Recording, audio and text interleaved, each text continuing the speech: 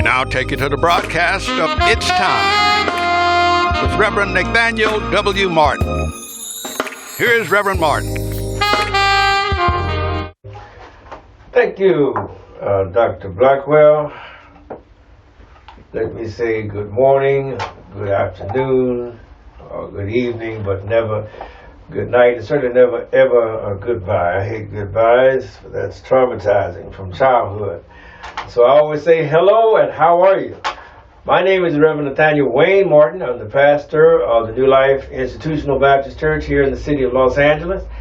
And the offering that you are watching or looking or viewing or listening to is entitled It's Time. What is it time for? Why is it time for justice? It is always time for social justice. That involves the environment, which Africana Studies teaches us is the social structure.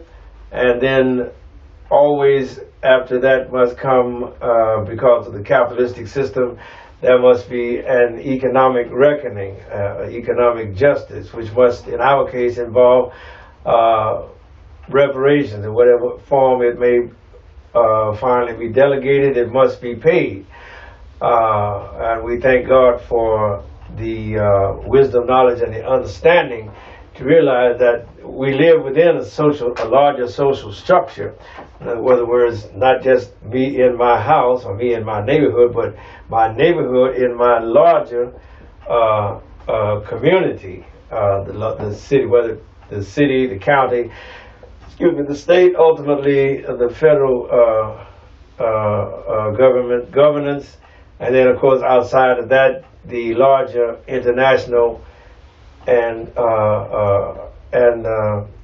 the other various principalities, and all of those are in the social structure. They're in our environment, and of course they always include the man-made structures, and they include the natural structures, the natural things God made, the earth and the fullness thereof. And of course, when you're dealing with the environment, then a lot of times our environment has been polluted, or we have been placed in a polluted environment. For instance, if you are of the social value or social worth ascribed to black, then for generations from slavery, you were forced into get what came to be known as ghettos, which is a Jewish word, slums, projects, and the like. And all of those were conditions that were imposed upon us from without, but they had an impact and a consequence within when we looked upon each other and began to wonder why are we here, how did we get here, and how do we get out of here. So you have the social structure, then you have the social governance, which is what we think about each other as Dr. The great professor at Howard University Africana Studies, Dr. Greg Carr, as you can see I got on that t-shirt, has taught and is teaching. And so we have, as a people, a great task before us to make the improvements, to make the corrections, and the earlier in life that we become aware of the fact that not only are we being oppressed, but that we have a right to push back against our oppressor, the better off we will be. And then we need to recognize the presence and the impact of this amorphous ideology called white supremacy, and the devotees of white supremacy that seek to continue to perpetuate and solidify their gains in through this systemic racism. And of course, when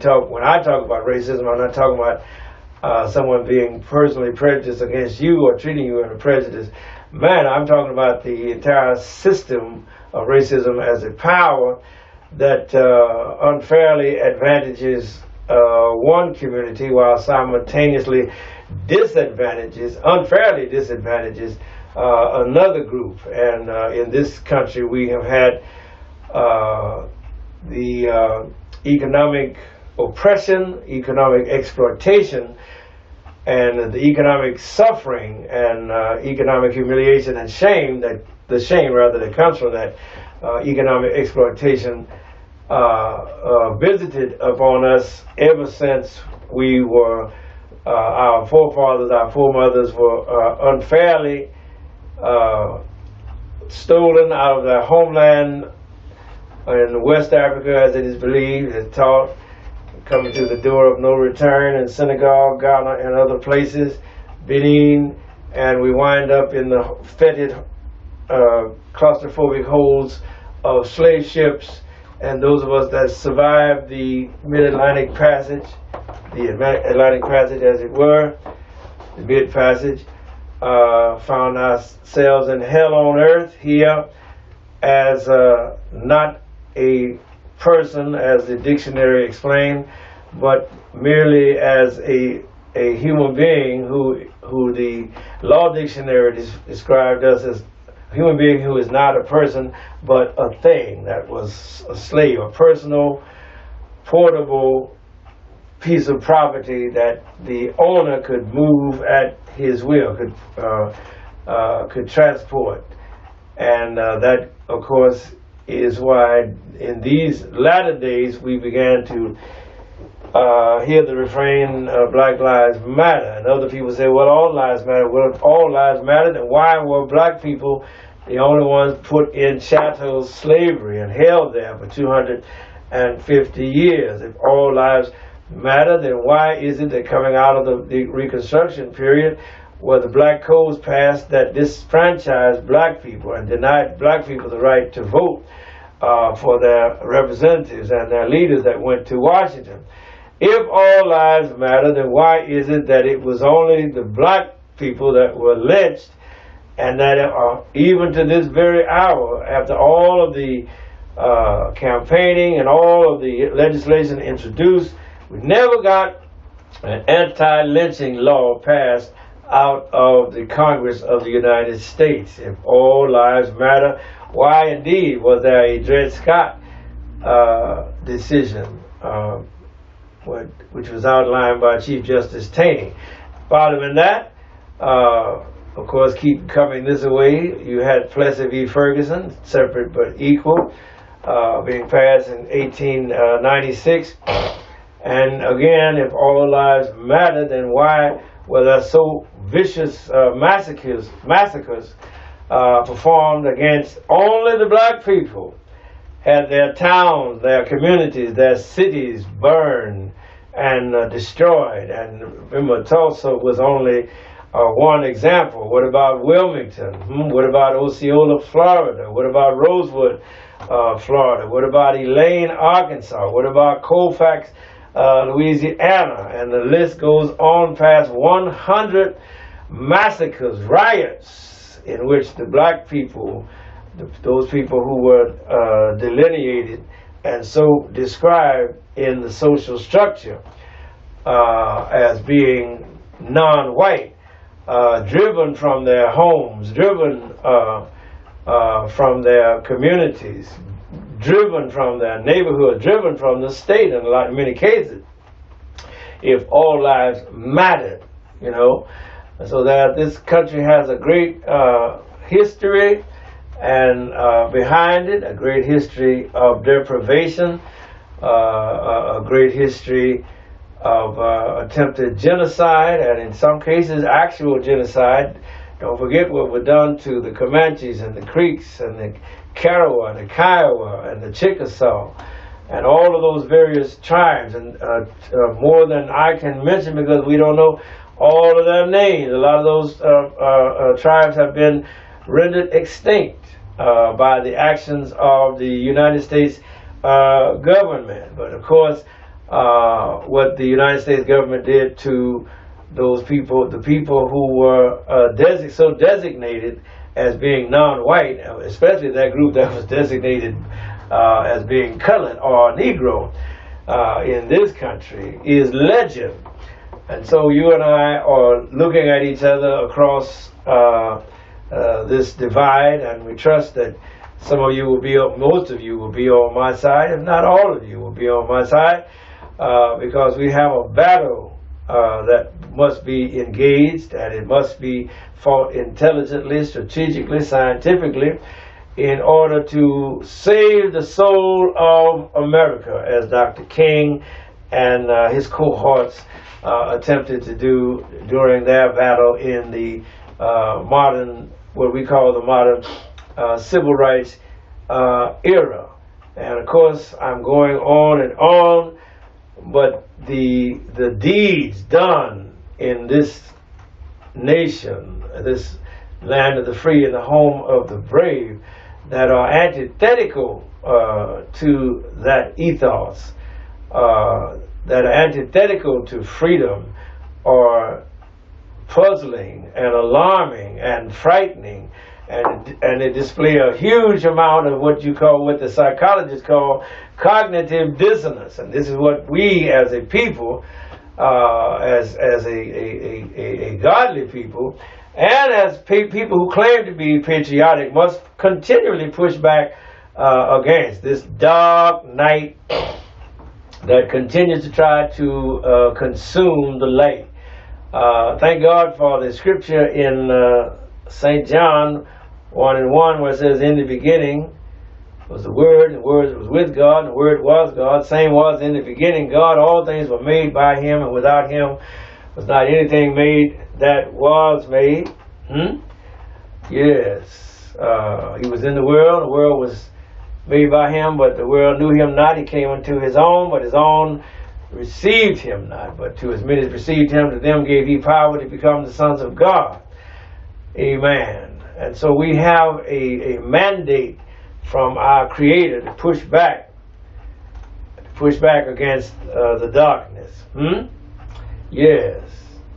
Yes, the light shineth in the darkness, and the darkness comprehendeth it not. That means the darkness could not surround it and put it out. And so you and I have that hope that in spite of this experiment in crime known as the America, that we can yet push and strive for a better country. We can actually strive for that colony of heaven upon earth that the great minds of the world have intoned and written about. And that's what I'm about, that better community, that better society, if you will, that better environment, not in some far off heaven, but right here now on this earth. As Dr. King said, we want it all, we want it here, and we want it now. And so that is what we are striving for in these broadcasts, in these little podcasts, in these moments of offering which we present to each other on every Friday. And you can go and look at these again on YouTube, and you can look at them on Twitter, and you can subscribe and see them on Facebook. As a matter of fact, I ask you to subscribe, hit the like button, hit the subscribe button over here, and dial in, type in KTYM Media. We thank Brother Blackwell for this platform, and we are continuing to strive for that better world, because that is what we're put here for, not to just leave the world as we found it, but to improve the world beyond what it is at present. Our marching orders partially come from Deuteronomy chapter 15, picking up the reading at verse 12. Those of you that have Bibles, it says, "And if thy brother, an Hebrew man, or if thy sister, a Hebrew woman," though the word "if thy sister" is not used, but it does say if thy brother, a Hebrew man, or a Hebrew woman be sold unto thee, and serve thee 6 years, then in the 7th year thou shalt let them go out free from thee. And when thou sendest them out free from thee, thou shalt not let them go away from thee empty, but thou shalt furnish them liberally out of thy flock, and out of thy floor, and out of thy winepress. Of that wherewith the Lord thy God hath blessed thee, thou shalt give unto them.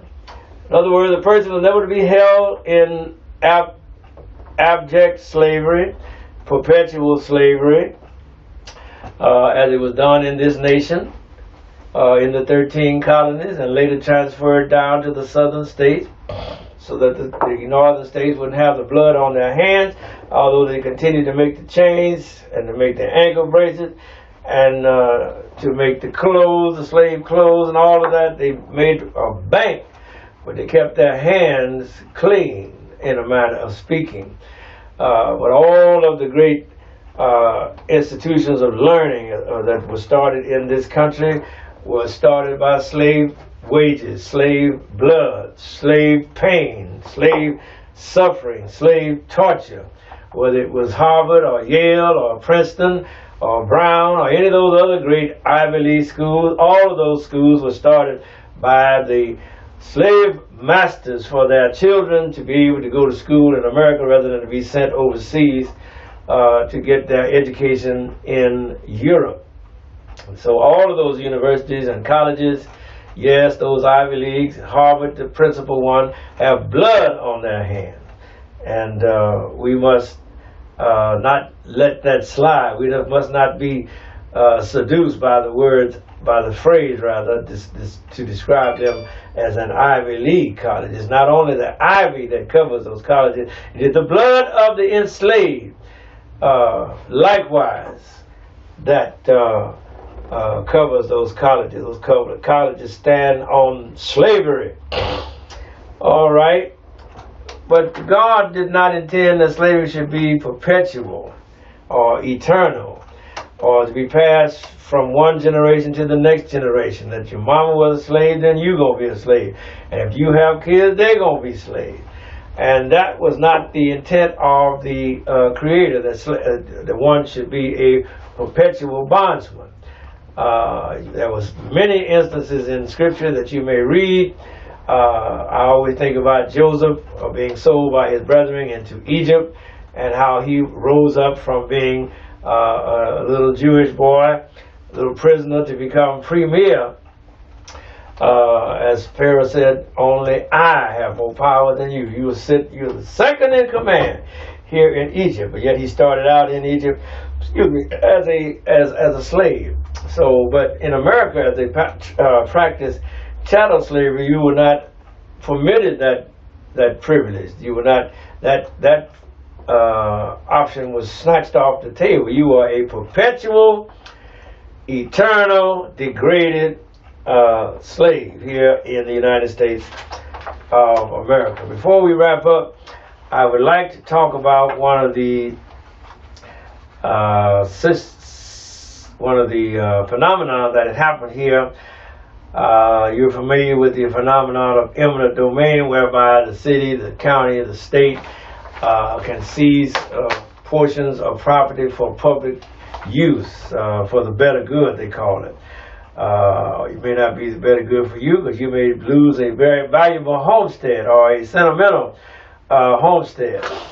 And the State Senator Steve Bradford here in California has introduced a bill to return to the Bruce family, which had their property taken away from them in 1929, or it began in 1924. It was consummated in 1929 by the city of Manhattan Beach. They took their property from them. Naturally, Miss Charles and Willa Bruce were black people, and as progressive-minded as we thought California was, California still had a whites-only and black-only code policy, just like back south. because a lot of Southerners had moved out here by that time. They had brought their ethos and had brought their social conventions and traditions out here to the West Coast. Long story short, Charles and Willa Bruce had purchased some land in the city of Manhattan Beach. They had bought it with fair money, and they had put up a cafe and put up lodging and put up tents where people could change clothes, and it was for black only, colored only, Negro only. And Negroes came from everywhere to what was known as Bruce's Beach to get a chance to bask on the beaches without the fear of the insults that were, the fiery darts that were thrown at colored people for being too close to white people on the beach. But what happened was that the Ku Klux Klan, yes, the Ku Klux Klan was very active here in the state of California, here in Los Angeles, and especially going back to what was known as the Invisible Empire for a long time. San Bernardino, Fontana, all of that area in Riverside, San Bernardino County. You had to walk light and walk careful out there. But actually, they came up and began to harass Mr. and Mrs. Bruce. They would, and then the city of Manhattan Beach put up 10-minute parking signs. That means all along the area where the Bruces owned that property, the city of Manhattan Beach put up 10-minute parking sign, which means after 10 minutes you had to move. If you stayed there, you're going to get a ticket. And then the harassers would let the air out of the customers' tires. All of this to make it hard for the Bruces to be able to entertain their guests and to make money and make profit and to do well. But in spite of all of that, Bruce's Beach was still flourishing. And now comes eminent domain. The Bruces bought that place in 1912, and but 12 years later, 1924, the city initiated eminent domain proceedings. Long story short, the Bruces fought it from 1924 to 1929, but naturally they were not successful, and as a result the city took their property, and the Bruces had to vacate, and the city even passed an ordinance. It says racial discrimination, or this is the bill that State Senator Bradford has introduced to return that piece of property back to the Bruce family. That's a long story short. And but what was interesting, it says that in the Manhattan Beach City Council, at its June 15, 2021 regular meeting, was to shut down, it adopted it was looking back over the record, and it said that the record was to shut down Bruce's Beach for no other reason than for discriminatory acts. The Bruces lost their land and their business. The Bruce family moved out of the city of Manhattan Beach, and the city immediately demolished the Bruce's Beach Resort. But the city did not move to build a park, and instead the land sat empty for decades. All right, and then the land was transferred from Manhattan Beach to the state of California in 1948. Remember that they bought this land in 1912. It was taken away from them, and Mr. and Mrs. Bruce in 1948. Mr. and Mrs. Bruce were, of course, black people. And the city transferred this empty land to the state in 1948. And then in 1995, the state transferred the land to the county of Los Angeles, subject to various deed restrictions, and that effectively precluded the county from returning to the Bruce family their wrongfully condemned land. So, long story short, State Senator Stephen Bradford and the California State Senate have been working to return this property legally back It was taken away fraudulently, but then because of the fact that the bureaucracy can fashion documents and codes and the like, it couldn't give the city, the state, or the county could not just return the land until now. It says that the fraudulent appropriation of land from private persons in general, and especially on the basis of race, is against the public interest. All right. And denies individuals and communities the right to enjoyment, the right to own property alone, as well as in association with others, or the right to inherit and the right to control one's property. Closes out by saying that the government has a responsibility to prohibit and eliminate racial discrimination in all forms. And so the descendants of Charles and Willa Bruce are going to get that property returned to them. And please believe me, that's a prized piece of property down there in Manhattan Beach. There's only 35,000 people living in the city of Manhattan Beach. That is one of the richest zip codes in the country and in the city and in the state of California. And so these black people are going to get their property returned to them. And that is something worth applauding. And we just trust that not only can they can continue to use the property and that they can keep up the property taxes and all of that, but you know, there's always a whole lot of red tape behind the scene. But just another instance, another example of how your social structure invades your space. And by a social structure, we mean, of course, your environment, the racial environment, the systemic racism, the white superiority ideology that invaded and was successful in robbing the Bruces of that valuable piece of property when they were here, when they were alive, and they could have made great use of that property and developed it and become millionaires doing that in that era. But they were denied that simply based upon the color of their skin. No, based upon the hatred in the hearts of men and women because of the color of their skin.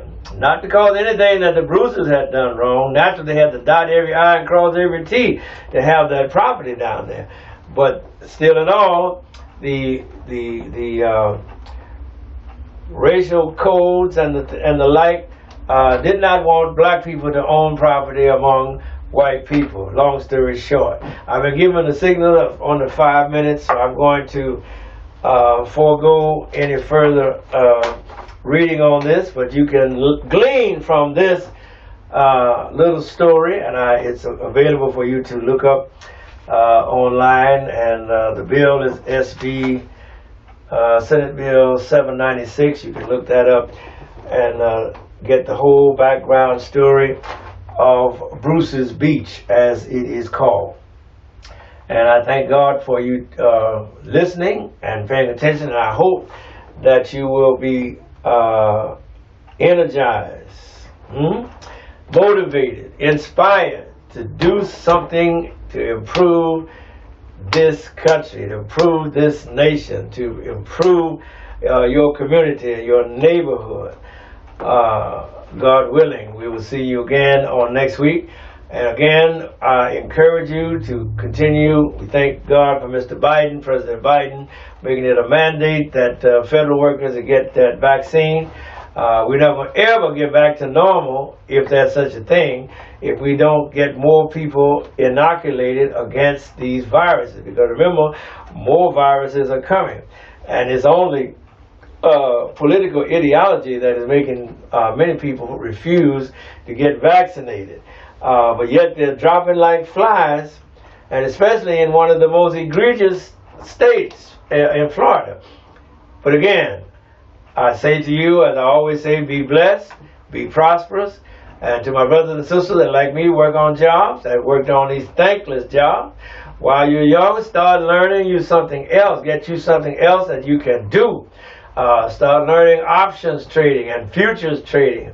Because that is going to be your ticket out, one of your tickets out. If you can't buy real estate and flip houses, then you're going to have to learn to do something else. Because if you're working on a job and they don't want to give you no decent hours, they don't want to put you on permanent, they don't want to pay you, why are you working for them?